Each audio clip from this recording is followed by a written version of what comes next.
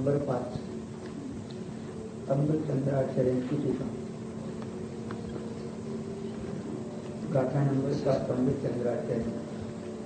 अथ एव एतस्य उपदर्शते तम एयत्त विभक्तं दाह एहम् अपनो स विभवेन यदि दायज्य पमानं चुकीच्च छलं न भेत्तव्यम्.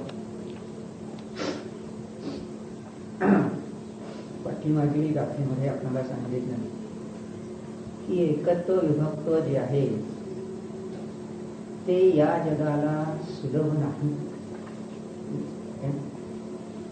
मग आता या ठिकाणी काय सांगतात, जे सुलभ नाही असं जे आहे त्याचंच मार्गदर्शन करतात, त्याला दाखवून देतात.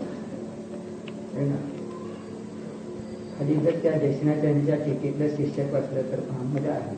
अथ यस्मात् एकत्वं सुलभं न भवति तस्मात् तत् एव कथ्यते. ज्यामुळे एकत्व सुलभ नाही त्यामुळे तेच तुम्हाला दाखवून देण्यासाठी सांगितलं जात. म्हणजे काय भाव आहे ही जी गोष्ट अत्यंत दुर्मिळ आहे, जी लोकांना मिळत नाही, अशी महान वस्तू आपणाला ते देऊ इच्छितात की ज्या निधीचा उपयोग सतत त्याला जीवनात आनंद देईल, सुख समृद्धी देईल. कारण व्यवहारात आपण पाहतो की पिताजी आपल्या मुलांसाठी जी अशी महान वस्तू आहे ती त्यांना भेट साठवून ठेवतो. मग या जगाला या आपल्या निज ध्रुव स्वरूपाचं आणि निज ध्रुव स्वरूपाच्या आनंदानुभवाचं जाणावायला मिळणं, भोगावायला मिळणं, अनुभवायला मिळणं हे दुर्लभ आहे.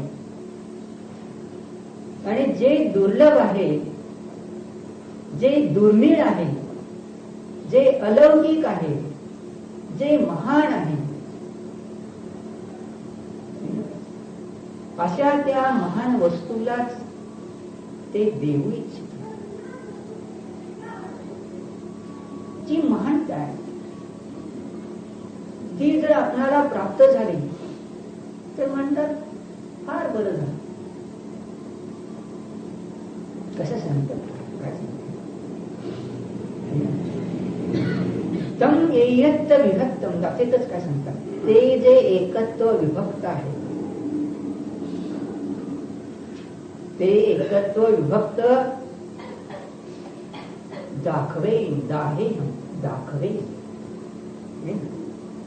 कसं दाखवेन? अपनो स विभवे, आत्म्याच्या स्वतःच्या वैभवानी सहित.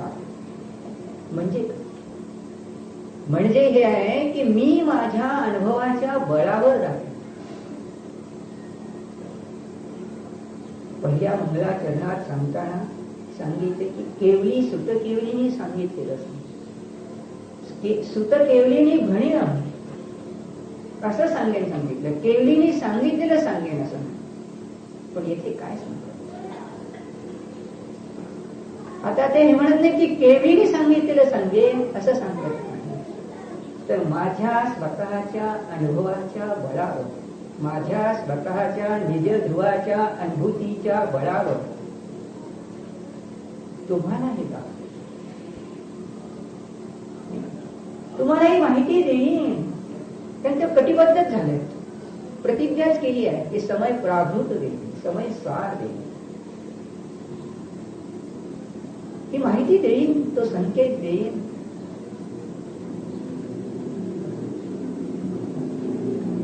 आणखी काय सांगतो, जरी दायज्य, जरी मी दाखविले तरी देखील,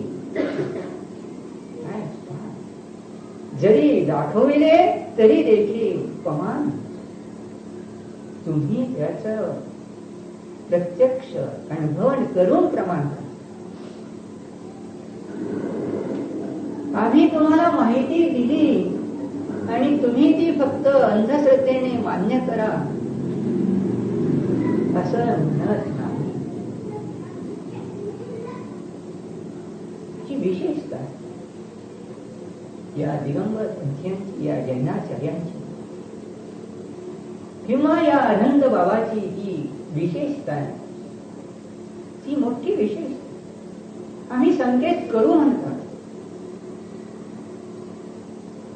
की जी महत्वाची गोष्ट आहे, महान गोष्ट आहे, अलौकिक गोष्ट आहे, फार अशी दुर्मिळ असणारी, महान, ज्याचं मूल्य करता येत नाही, म्हणजे अतिशय मौल्यवान अशी वस्तू आहे, ती आम्ही सांगू, कथन करू, दर्शन करायला देऊ, संकेत करू. पण संकेत केल्यानंतर काय करायचं आहे? तर संकेत केल्यानंतर श्रोत्याने काय करायचं आहे? तिचं अध्ययन करून, युक्तीने शोधून आणि प्रत्यक्ष अनुभवून खात्री करून प्रमाण करून घ्या. काय सांगतात हे करून घ्या. अंधश्रद्धा ठेवायला कुठेही जागा दिलेली नाही. आणि त्याने परीक्षा करून जर घेतली नसेल तर ते म्हणतात ते चुकलं. परीक्षा करून तर जर अनुभवलं नसेल तर चुकला. उलट आम्हाला त्या संतोष नाही, आम्हाला ते योग्य नाही. परीक्षा केली म्हणून तुम्ही म्हणाल की आम्ही काहीतरी उदंडपणा केला जाईल आमच्याकडून, तर ते म्हणतात त्यात उदंडपणा नाही, वाईटपणा काही नाही. उलट परीक्षा न केली तर ते वाईट आहे. परीक्षा प्रमाण करून जर घेतले तर वस्तू स्वरूप तसेच आहे, तशीच तुम्ही खात्री करून घेतली आणि तशाच खात्रीच्या बळावर दुसऱ्यांना संकेत करताना हे सांगा की मी प्रत्यक्ष अनुभवलेला आहे, वस्तू तशीच आहे, त्यात खोटेपणा काही नाही.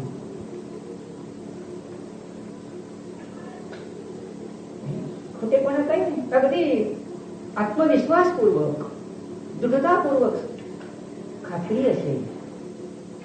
पण जर परीक्षा केली नसेल तर घटना काय घडेल कोणाच ठाऊक बाबा काय, असा भाव म्हणतात. इथे सगळे परीक्षा करायला परवानगी आहे, परीक्षा प्रधान आहे. मग हे करीत असताना काय करा म्हणतात आणखी? चुकीचं छलन नाही काय नाही. सांगताना शब्दांचं स्खलन, सांगताना शब्दामध्ये मागे पुढे कुठे काहीतरी बदल होईल, परंतु जर काही चुकलो, स्खलन झालं तर छल घेऊ, छल करू. महत्वाच्या गोष्टी दिल्या आहेत. केवळ शब्द छल करून महत्वाचा जो संकेत आम्हाला द्यावायचा आहे त्याची गाभा विस्कटून टाकू संभव आहे. काय आचार्य म्हणतात, मी एक छद्मस्त आहे, क्षेत्रक्षम ज्ञानी आहे, केवढी तर नाही, क्षेत्रक्षम ज्ञानी आहे. आम्हाला आमच्या पर्यायाचं ज्ञान आहे की अल्पज्ञ आहोत म्हणून भान आहे. सर्वज्ञ असेल की त्याला हे काही असं विचारायचं प्रसंगच नाही. पण आम्ही क्षेत्रक्षम ज्ञानी आहोत. आम्ही क्षेत्रक्षम ज्ञानी असताना, वक्तव्य करीत असताना कधी कधी योगायोग जर जुळला नाही तर आम्हाला बोलायचं एक आहे आणि गात्र काहीतरी वेगळंच, भाषा काहीतरी वेगळीच परिणत झाली तर संभव आहे. मग तेथे छल करू नका. सांगेन तो संकेत, परंतु शब्द छल करून काय होईल, गंमत होऊन जाईल. म्हणजे मूळ गाभ्यात ज्या महान दुर्मळ अशा वस्तूकडे घेऊन जायचं आहे तिथे जाणार नाही आणि बाहेरच काय होईल, शब्दाच्या छळामध्ये राहून मूळ अंतरंग घेतलं जाणार नाही आणि पुन्हा बाहेरच दुर्मिळ राहिलं.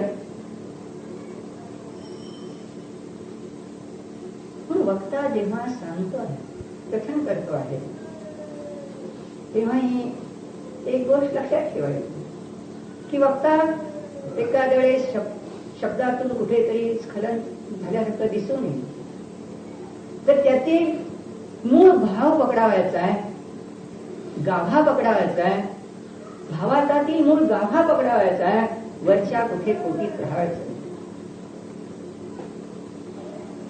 कारण मूळ गाभा मिळाले काम झालं, बाकीचं काय.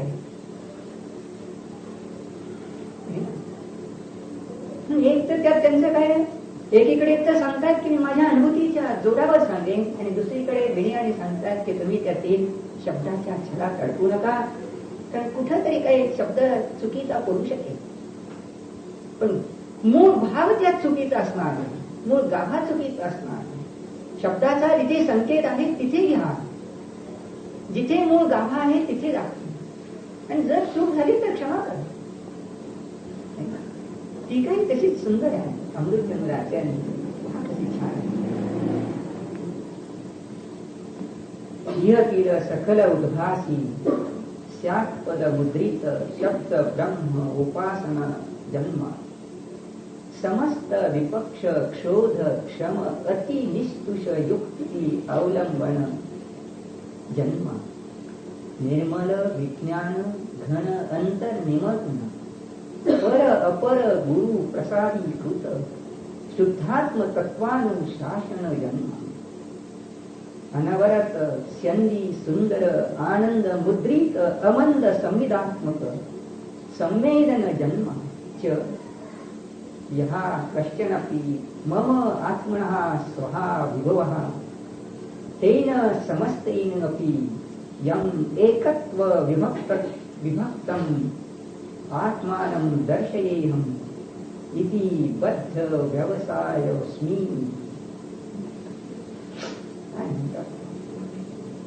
बद्ध व्यवसायोऽस्मि, मी कटिबद्ध झालो आहे, मी प्रतिज्ञा केली आहे. काय, कशाची प्रतिज्ञा केली आहे? ज्या एकच विभक्त आत्म्याला मी दर्शेन, हा दर्शन दाखवणार आहे, त्याच्याशी मी कटिबद्ध झालोय, सांगण्याशी कटिबद्ध झालो. एक तर व्यवहाराने सांगितले की दुसऱ्याला सांगण्यासाठी, आणि आपल्या जगात लावायचं झालं तर ती चेतनोपयोग पर्याय काय म्हणजे, मी माझ्या ध्रुवाला पाहायला जाणायला कटिबद्ध आहे. आता दुसरं पाहायला मी कटिबद्ध नाही, काय गंमत आहे ना. आता मी ध्रुवाचंच चिंतन करायला, स्वभावाचंच चिंतन, स्वरूपालाच वेदन करायला कटिबद्ध आहे, आणि स्वरूपाचं वेदन करणारी कटिबद्ध असणारी ती पर्याय चेतनोपयोग पर्याय विकल्प भूमिका काय सांगते की तुम्हाला दाखवायला यशस्वी कटिबद्ध आहे, समयसार दाखवून देईल, बस काय बाकी काही. महान रत्न महान दुर्मिळ असणारी गोष्ट दाखवून देईल, आणि ती तुम्ही वस्तू दाखवली मी तुम्ही जाणणार, म्हणजे तुम्हाला अनुभव होणार. वस्तूचा मूळ गाभा दाखवणार, म्हणजे गाभात पाहत असताना अनुभव होणार. मग ती जी वस्तू मला मिळालेली आहे ती कशी आहे ती पहिल्यांदा सुंदर सांगितली आहे. एक एक रचना करते खरोखर कसे आहे. सकल उद्भासी, सकलाला प्रकाशित करणारी, स्यात् पद मुद्रित है ना, स्यात् पदाची मुद्रा असणार अशी जी शब्द ब्रह्म रचना त्याच्या उपासनेने जन्माला आलेली. उदाहरणाने सांगितलं, आगम भाषेने सांगितलं की आगमाचा अभ्यास केल्याने जन्माला आले, जिनवाणीचा अभ्यास केल्याने जन्माला आलेली ना. जन्मा मग कसं ते आहे पाहता येते. जिनवाणी कशी आहे हे पाहण्यासारखं आहे. ती जिनवाणी जी आहे, जिनशासन जे आहे कसं आहे, सर्व पदार्थांना कसं आहे प्रत्यक्ष प्रतिभासित करून देणार, प्रगट करणारी. जिनवाणी जी आहे ती सकल उद्भासी आहे, प्रगट करून देणारी. ती तिचं लांछन काय आहे, चिन्ह काय आहे, ट्रेडमार्क. मुद्रा म्हणजे काय माहिती ना, मुद्रित म्हणजे काय, ट्रेडमार्क. स्यात् पद हे तिचं ट्रेडमार्क आहे. जसे एखादी कंपनी म्हणते की नाही, आमचा शिक्का आमचा ट्रेडमार्क, आमचं चिन्ह. तुम्हाला जर आमच्या ट्यूबलाईट घ्यायची असेल तर फिलिप्स कंपनी काय म्हणते, आमचा ट्रेडमार्क पाहून घ्या. तसं येथे जिनवाणीचा ट्रेडमार्क काय आहे? स्यात् पद. काही अवघड नाही. मग स्यात् पद ज्या शब्दब्रह्माला चिन्ह लागलेलं आहे ती जिनवाणी. स्यातचा अर्थ काय? कथनचित. स्यातचा दुसरा अर्थ काय? कथनचित. कथनचित म्हणजे काय? कोणत्या तरी एका अपेक्षेत, कोणत्या तरी एका अभिप्रायात, कोणत्या तरी नयाच्या विवक्षेत. हे स्यातपद जे आहे अन्यत्र कुठेही तुम्हाला दिसून येणार नाही. अन्य पंथाकडे जर गेला तर स्यात पदाची गोष्टच नाही, कथनचित पदाची गोष्टच नाही. एक तर वस्तू आहे अनेकांपासून, म्हणजे कशी वस्तू आहे परस्पर दोन विरोधी धर्म एकाच वेळीला एकाच द्रव्यात असणारी अशी वस्तू आहे. जे जे द्रव्य आहे, जी जी वस्तू आहे ती कशी आहे? अनेकांतात्मक आहे. म्हणजे एकाच वेळेला दोन विरोधी धर्म आहेत. मग तिचं जेव्हा कथन येतं, शब्दब्रह्म कथन करणार, वचन कथन करणार, आणि वचनाने जेव्हा कथन होईल तेव्हा ते स्याद वाद पद्धतीने कथन होतं. स्यात म्हणजे काय? कथनचित. वाद म्हणजे काय? वचन. वाद म्हणजे भांडण नव्हे, भांडणतंडा नव्हे. वाद म्हणजे काय? वचन. वाद म्हणजे काय? आलाप. प्रलाप नाही म्हणत, काहीतरी बडबडणं नव्हे. आलाप, लपलपती, बोलणे, आलाप, वचन. मग त्याच्या पाठीमागे काय आहे? त्या वचनाला जेव्हा वचन केलं जाईल तेव्हा स्यात पद असेल, कथनचित पदाने सुरुवात होईल. जेव्हा वचनाची अपेक्षा आहे तेव्हा वचन निर्णय पद्धतीने येतील. आणि मग ते सांगितले की त्या वचनांची अपेक्षा सांगितली. अपेक्षा रहित जर वचन असेल तर काहीही अर्थ राहतो. अन्य धर्मीयाकडे जर गेला, अन्य पंथीयाकडे जर गेला, अन्य आपापले मत प्रवर्तन करणाऱ्या लोकांच्याकडे जर गेला तर कुठे आहे त्यांच्याकडे स्यात चिन्ह? ते ट्रेडमार्कच नाही. मग कोणी इथे विचारले की इथे तरी सगळ्याच वाक्याच्या पाठीमागे स्यातपद कुठे छापले जाय महाराज? तर बाबांनो, छापलं जरी नसेल तरी स्यात पदाने सहित आहे हे ग्रहण. स्यात पदाशिवाय ती वाणी बोलत नाही, ते ग्रहण आहे. लोकव्यवहारातही आपण साधारणतः स्यात पद गृहीत धरून बोलतो, परंतु बहुसंख्य जनतेला याची कल्पना मात्र असत नाही. कल्पना मात्र असत नाही. जसं आपण एखाद्याला म्हणालो की इथे एका वेळेस काय नाही ना, जेव्हा एखाद्या वस्तूकडे जर साधी एक नेहमी बोलली जाते की एक कख रेषा आहे, ही पट रेषा आहे आणि ही एक छ रेषा आहे, तर इथे काय म्हणू आपण? जेव्हा मला पटरेषेचं वर्णन जर करायचं असेल तर मोठी आहे म्हटलं तेव्हा काय झालं? कख रेषेच्या अपेक्षेने ती मोठी आहे, म्हणून कुठे विवाद आहे. स्यात पदाने हे सांगितलं. स्यात पद नसेल तर पटरेषा मोठी आहे, तर जेव्हा आम्ही रेषेच्या अपेक्षेने पटरेषा मोठी आहे असं जर काही अर्थग्रहण करू तर मोठा आहे. किंवा कोणी कोणी पाहिलं तरी ती पटरेषा मोठी आहे म्हटलं तर मोठा. विचार करा की जेव्हा आपण म्हणू करंगळी, अनामिका आणि मधले बोट, तर करंगळीच्या अपेक्षेने अनामिका मोठी आहे, पण अनामिकेच्या अपेक्षेने मधले बोट मोठे आहे. मधल्या बोटाच्या अपेक्षेने अनामिका छोटी आहे. करंगळीच्या अपेक्षेने अनामिका मोठी आहे, पण मधल्या बोटाच्या अपेक्षेने अनामिका छोटी आहे. तसं इथे चछरेषेच्या अपेक्षेने पटरेषा लहान, पण कखरेषेच्या अपेक्षेने पटरेषा मोठी आहे. म्हणजे इथे 7 अपेक्षा आली. कोणाच्या अपेक्षेने, कोणाच्या विवक्षेने, कोणती विवक्षा? एक एक महत्वाच्या गोष्टी आहेत. शब्द ब्रह्म जो आहे तसा 7 मुद्रित आहे. जिनवाणी जी आहे ते 7 मुद्रित आहे. प्रत्येक वाक्य जर जिनवाणी तर काढून पाहिलं तर अपेक्षेने सहित आहे, नयात्मकतेने सहित आहे. 7 पदाचे वेगवेगळे. एक काय केलं, दुसऱ्या अपेक्षेने आहेत पण गवलत पदे. आणि दुसरा भाग काय केला, 7 पद म्हणजे बाकीच्या सगळ्यांना समाहित करून 7 पद द्योतन केलं. 7 पदाने जे द्योतन केलं, बाकीच्यांना गौणत्व दिलं पण बाकीच्या सगळ्यांना गृहीत करून सांगितलं. म्हणजे प्रमाण सप्तभंगीमध्ये 7 पद सांगत असताना दुसरे अंश जरी थोडेसे दुसऱ्या विवक्षा गौण ठेवल्या तरी सगळ्या असे धर्मात्मकाला ग्रहण करून कथन केलं. आणि नय सप्तभंगीमध्ये 7 पद सांगत असताना एक धर्म प्रमुख केला, बाकीचे धर्म गौण करून. प्रमाण सप्तभंगीचं वर्णन 85 काळमधील 14व्या वाक्यात आणि नय सप्तभंगीचं कथन प्रवचन सारमध्ये 115 वाक्यात. राजवार्तिक मध्ये आहे प्रमाण सप्तभंगी, नय सप्तभंगी. 7 भंग सामान्यपणे एखादा काही प्रभात जाणावयाचा झाला तर आपण काय करतो, 7 पदाने कथन करत असताना सामान्यपणे मूळ 2 भंग त्याच्यात ते 7 भंग म्हटले जातात. 7 प्रकारचे प्रश्न संभवतात, 7 प्रकारच्या शंका संभवतात आणि 7 पद्धतीने त्याचे उत्तर दिलं जातं.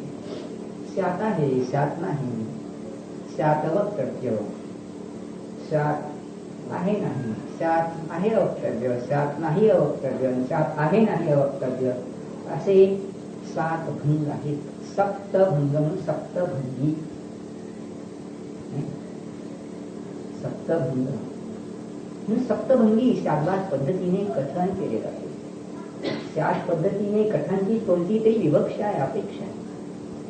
आणि या अपेक्षा जर संपल्या, 7 पद जर त्याचे काढून केलं तर सगळाच गोंधळ सुरू झाला. व्यवहार सुद्धा होत नाही, व्यवहार सुद्धा. मग अशी जी 7 पद ब्रह्म आहे ना, 7 मुद्रित पदाने, 7 पदाने मुद्रित असणारी जिनवाणी म्हणा किंवा शब्द ब्रह्म म्हणा, 7 पदाने मुद्रित असणारा हा शब्द ब्रह्म जो आहे, शब्दांचा जो सांगर आहे, शब्दारूपी विश्व जे आहे, जिनवाणी जी आहे त्याची काय केली, उपासना. उपासना, शब्द ब्रह्म उपासना. आणि उपासना केल्याने जन्माला आले.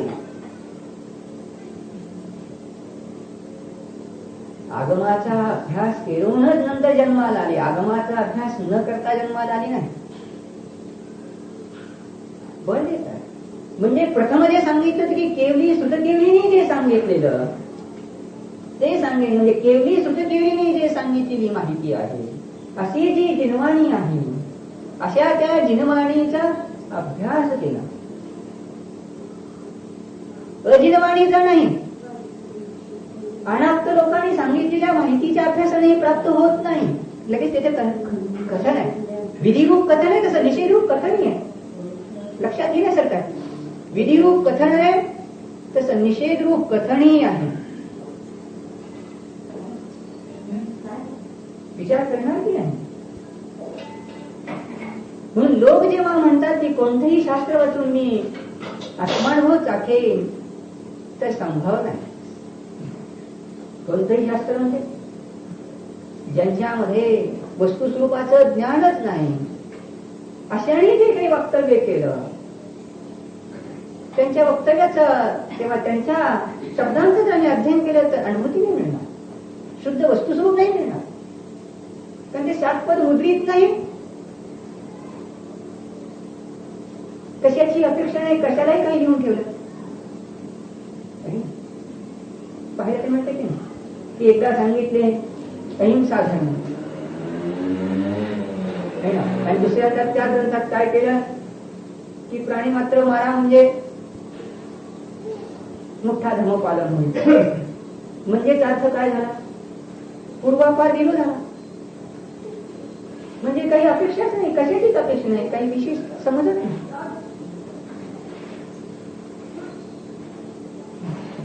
समजण्यासारखं आहे.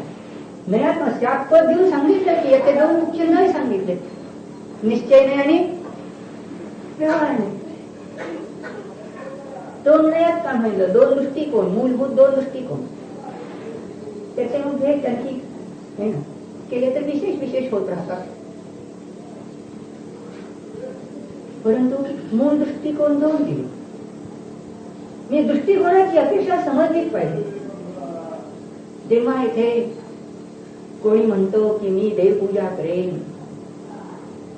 गुरूंची सेवा करेन, शास्त्राची सेवा करेन, दान पूजा वगैरे करतो,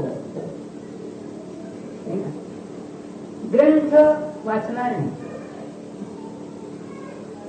तर सांगितलं तू ग्रंथांच्या शब्दब्रह्माचा अभ्यास केल्याशिवाय, उपासना केल्याशिवाय त्या मूर्तीतून तुला माहिती कशी कळणार? नुसती मी त्या ठिकाणी फुले वाहीन किंवा अक्षता वाहीन, तांदूळ वगैरे चढवून देईन आणि मी भक्ती केली असं म्हणशील तर त्यातला तुला गाभा काय करायला होता? ते गाभा अर्थ करा. नाहीतरी लोक व्यवहार करताना, दुकानदारी करताना, काय दुकानात उमेदवारी करता म्हणजे काय करता? तिथे शिकता की नाही? अध्ययन करता की नाही? कोणताही धंदा करायचा झाला तर शिकावं लागते किंवा नाही? स्वयंपाक करायचा तरी शिकावंच लागते, कसा येत नाही.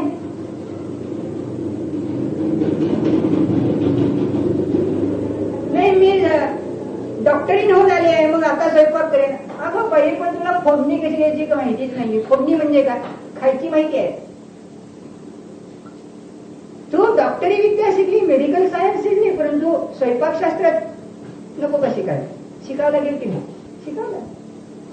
डॉक्टरी विद्या शिकल्यानंतर तुला शेती विद्या आली असं नाही. शेतीची माहिती करूनच घ्यायला लागेल. ती माहिती करून घेतल्यानंतर त्यात तुझा प्रवेश होईल. मग येथे जर तुला परम अतिंद्रिय आनंद जर भोगावयाचा आहे, खरे सुख जर भोगावयाचं आहे, तर त्याची माहिती करून घेतली पाहिजे. म्हणून उपासना केलीच पाहिजे. शब्दब्रह्माची अध्ययन केलंच पाहिजे. अध्ययन न करता कळत नाही बाबांनो, अध्ययन केलंच पाहिजे. पण तेही सम्यक जिनवाणीचं अध्ययन केलं पाहिजे. म्हणून त्यांनी शास्पद दिलेलं आहे ना. शास्पद आणि मुद्रित असणाऱ्या जिनवाणींचं, नयात्मकता बरोबर यथोचित असणाऱ्या जिनवाणींचं अध्ययन करायचं. म्हणून याचं अध्ययन अत्यंत आवश्यक आहे. कित्येक आले नाही, कित्येक आले आहे. जर आपणाला स्वतःसाठी करायचं, स्वतःसाठी अध्ययन करताच हातात करून सुरूच आहे. आणि दुसऱ्या जर तुमच्या नातेवाईकाबद्दल, मित्रमंडळीबद्दल प्रेम असेल, जसं चेन्नईला आपल्या सैनिकाबद्दल प्रेम होतं तर तिने त्याला सांगितलं, तसं तुम्हाला लोकव्यवहारात प्रेम असेल तर ही दुर्मिळता जी आहे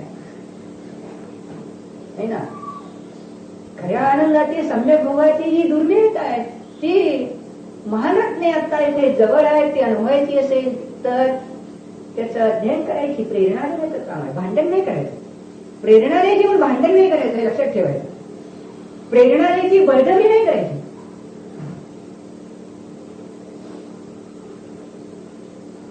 प्रेरणा देण्याचं ज्ञानोगाच्या पोटी ज्ञानी जीव असंच प्रेरणा देत राहतो. जसे कुंद भगवान त्यांना विकल्प उठला आणि त्यांनी माहिती दिली. काय सांगतात ते? मी या समय प्राप्त सांगण्याला कटिबद्ध आहे, समय सांगायला कटिबद्ध आहे. ती महत्वाची गोष्ट आहे. तुला एकदा वस्तुस्वरूप समजू दे, स्व आनंद येऊ दे, तुझ्याकडून आचरण सहज होईल. कारण जी गोष्ट तुला आवडली, रुचली, अनुभवात आली, तेव्हा तुझ्याकडून सहजच बहिरंग आचरण झालं. मूळ प्रेरणा ही आहे. पहिलं वाक्य दिलंय. दुसरी माहितीने त्याला काय दिलंय? शब्द ब्रह्माची उपासना, त्यात पद मुद्रित असणाऱ्या शब्द ब्रह्माची उपासना. नाही आम्ही पेपर वाचतो, एक बाबा आले म्हणजे सकाळी येत नाही, म्हणजे सकाळी 8 वाजता उठतो. मोठा बाबा होता, 40 तर ओलांडून गेली असा. पोरग म्हणाल असतं माझ्यासारखं एखादं तर जरा एखाद्या वेळेस लग्नच नवीन झालंय तेव्हा आता जन्माला आलंय, मग जरा मला वाटलं असतं काहीतरी काय वाटत जरा गमत वाटलं असतं. पण आता इतका मोठा बाबा झालाय आणि तरी सुद्धा म्हणाला मी उशिरा उठतो म्हणल्यानंतर जरा म्हणजे रात्री 12 वाजता झोपतो. मग काय करतो तर कार्यक्रम विचार. म्हणजे सकाळी 8 वाजता उठून स्नान वगैरे करून मग दुकान उघडतो, दुकानात जातो. मग दिवसभरचं खाण्यापिण्याचे गृहीत धरलं ते काय बाकी विचारू नये. म्हणजे संध्याकाळी रात्री झोपायच्या आधी पेपर वाचतो आणि मग पेपर वाचून नंतर झोपतो. या गावातली कथा सांगतो, दुसऱ्या गावातली सुद्धा नाही. मग म्हणाले मला सांगायचं आहे की पेपर वाचतो ते शात पण मुद्रित नाही ना पेपर. सांगायचा भाव एवढाच आहे, बाकी काय मला सांगायचं नाही. शात पण मुद्रित नाही आहे. जो रोजचा सकाळ आहे का तुमचा काय टाइम्स आहे की नवभारत आहे की काय असेल त्यात शात पण मुद्रित किती शब्द ब्रह्म आहे. मोठमोठे संपादक असतील, मोठमोठ्या डिग्र्या आणि पदव्या आणि विभूषित असतील, पण शात पद कुठे माहिती आहे. आणि शात पद तुम्ही सांगा कित्येक जण तर खवळे होतील. काय म्हणाले, 7 भंगात बोलायचं, अनेकांतात बोलायचं आणि अनेकांतर म्हणाले हे विचारी काहीतरी गंमत. अनेकांत शब्दाची फोडतोड झाली आणि अनेक म्हणजे अनेक गोष्टी आहेत. एकीकडे काय केलं, एक तर व्यभिचारी सांगितलं म्हणजे परस्पर 2 विरोधी धर्म एकाच आहेत. हा व्यभिचार इथे नाही.